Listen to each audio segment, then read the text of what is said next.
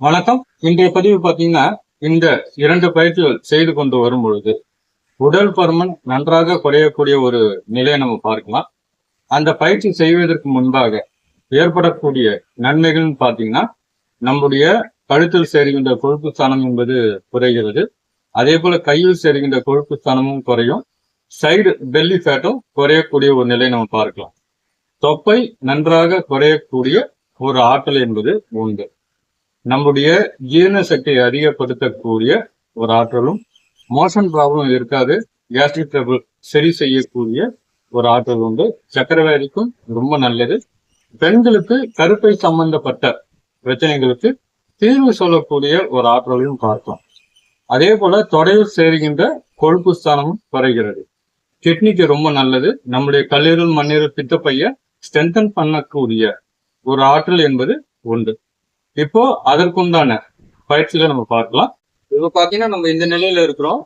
கையை இப்படி கொண்டு வரோம். கையை மேல் ஸ்தானத்துல கொண்டு வரும் பொழுது மூச்சு காத்து இழுப்போம். டவுன் பண்ணும்பொழுது மூச்சு காத்து என்பது வெளிவிடப்படுகிறது. அந்த நிலையில சாதாரண ஒரு மூச்சு. இப்ப கையை இப்படி கொண்டு வரோம், இப்படி பெண்ட் பண்றோம். இதுல ஒரு 25 எண்ணிக்கை நம்ம செய்யலாம்.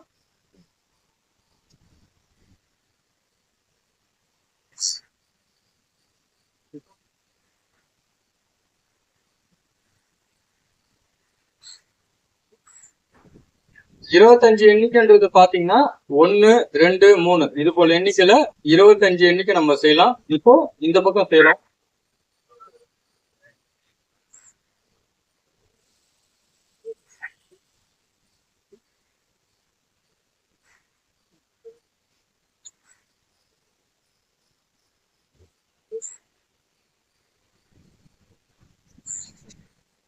இப்ப நம்ம பார்த்தது பாத்தீங்கன்னா அர்த்தகட்டி சக்கராசனம். அதாவது சக்கரத்துடைய பாதி நிலையில இந்த ஆசனம் செய்வதனால இடுப்பு ஸ்தானத்தை வளைத்து செய்யக்கூடிய ஒரு பயிற்சியாகவும் பார்க்கலாம். இதுல செய்யும் பொழுது இந்த இடத்துல ஒரு வைப்ரேஷன் நம்ம பார்க்கலாம். நம்மளுடைய சைடு பெலிஃபேட் வந்து நன்றாக குறையக்கூடிய ஒரு ஆற்றலை நம்ம பார்க்கலாம். ஒரு 25 எண்ணிக்கை நம்ம 2 சுற்றுகள் செய்யலாம். வலது இடது என்பது ஒரு சுற்று. இது போல 2 சுற்றுகள் செய்து கொண்டு வரலாம். இப்போ அடுத்த பயிற்சி பார்க்கலாம். இப்ப நம்ம இந்த நிலையில இருக்கோம். கால்கள் மேல உயர்த்தும் பொழுது மூச்சு காத்து இழுப்போம். டவுன் பண்ணும்போது மூச்சு காத்து வெளியில வரும். அந்த நிலையில சாதாரண ஒரு மூச்சு. இப்போ உங்களுடைய கால்களை மேல உயர்த்துறோம். ஃபர்ஸ்ட் வந்து நம்ம ஒரு காலை ரைஸ் பண்றோம். இதுல ஒரு 25 எண்ணிக்கை நம்ம அப்படியே நிறுத்தலாம்.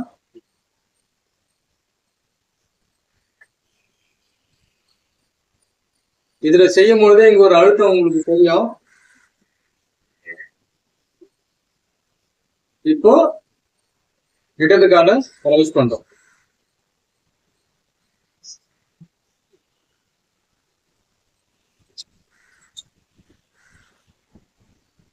இப்போ இரண்டாவது நிலை.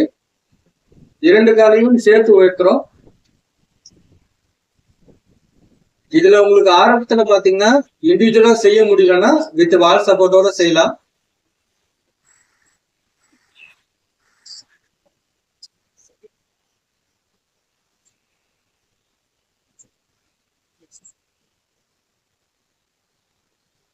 உடல் பருமன் குறைக்கும் பொழுது ஒரு சில விஷயங்களை நம்ம கடைபிடிப்பது என்பது ரொம்ப நல்லது. இதுல உணவு கட்டுப்பாடு என்பது மிக முக்கியமான ஒன்றா நம்ம பார்க்கலாம். இரவு நேரங்கள்ல அதிகமாக, அதாவது ஜீரணம் ஆகக்கூடிய உணவுகளை, அதாவது நேரம் அதிகமா எடுக்கக்கூடிய உணவுகளை தவிர்ப்பது என்பது ரொம்ப நல்லது.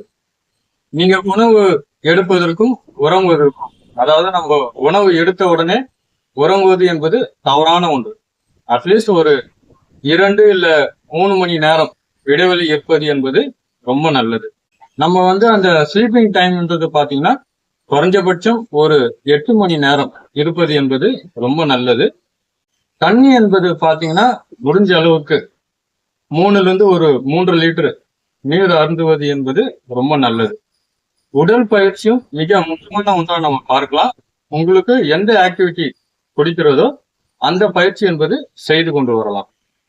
முடிஞ்ச அளவுக்கு நடைப்பயிற்சியும் ரொம்ப முக்கியமான ஒன்றா நம்ம பார்க்கலாம். இதுல நீங்க பாத்தீங்கன்னா ஒரு சில பயிற்சிகள் என்பது நம்ம நடைமுறையில பயன்படுத்தலாம்.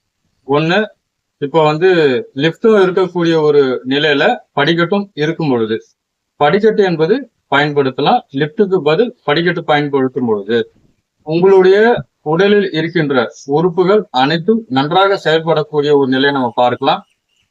நம்ம ஒரு சில இடத்துக்கு வண்டி எடுத்துக்கொண்டு செல்வதற்கு பதில் சைக்கிள் எடுத்துக்கொண்டு செல்வது என்பது ரொம்ப நல்லது. இதுல இன்னொரு விஷயம் பார்க்கும் பொழுது, நம்ம குறைந்த டிஸ்டன்ஸ் இருக்கக்கூடிய இடங்களுக்கு டூ வீலர் எடுத்து செல்வதற்கு பதில் நடந்து செல்வதோ இல்ல சைக்கிள்ல செல்வதோ உடலுக்கு மிக சிறந்த ஒரு பயிற்சியாக நம்ம பார்க்கலாம். இது போல சிறிய ஒரு உடற்பயிற்சிகள் செய்து கொண்டு வரும் பொழுது உடல் ஆரோக்கியமாக இருக்கக்கூடிய ஒரு நிலை நம்ம பார்க்கலாம். இந்த ஆசனங்களை பொறுத்த வரைக்கும் வெறும் தரையில ஒர்க் அவுட் பண்ண வேண்டாம். நம்ம உணவு எடுத்த பிறகு யோகாசன பயிற்சி செய்யறதா இருந்தா ஒரு 3.5 மணி நேரம் சென்ற பிறகு செய்வது என்பது நல்லது. பெண்களை பொறுத்த வரைக்கும் மாதவிடாய் காலங்கள்ல இந்த பயிற்சிகள் என்பது செய்ய வேண்டாம். நன்றி, வணக்கம்.